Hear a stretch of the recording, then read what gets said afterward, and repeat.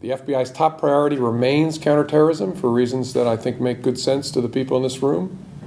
It is a challenge that has changed since 9/11 in two particular ways that strike me coming back to government after being gone for nearly 8 years. The terrorism threat has metastasized.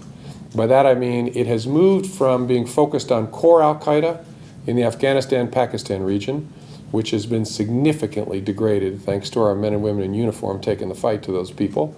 But at the same time, the lightly governed or ungoverned spaces throughout the world, especially the Gulf, North Africa, and increasingly in recent years in Syria and Iraq, have allowed a metastasis of the terrorist tumor.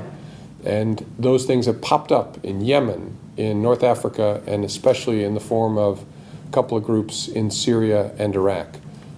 One of which is well known to you, I suspect, the group that the government calls ISIL. Another related group, another progeny of al-Qaeda, is a group called al-Nusra, or al-Nusra Front. These are dangerous groups that are flourishing in spaces that are not governed, so they find a safe haven.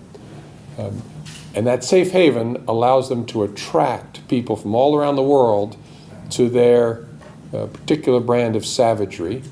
And that is a unique challenge for all of us in law enforcement, because people are flowing from Western Europe, from Asia, from North America to those ungoverned war zones and getting the worst kind of experience and developing the worst kind of relationships.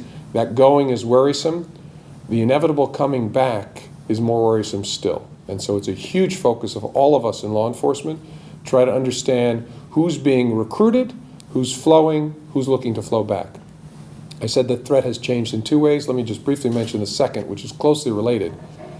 The growth of the internet, at the same time as the growth of these metastasized terrorist tumors, has created almost an industry online where these groups seek to motivate and train people to do their work so that someone who's never even met a member of al-Qaeda or ISIL in their pajamas, in their basement, gets all the motivation and the training they need to engage in some kind of sick jihad here in the United States. Those are a particular challenge for all of us in law enforcement because it's hard to see them. There are troubled souls everywhere in this great country of ours. It's just the nature of humanity.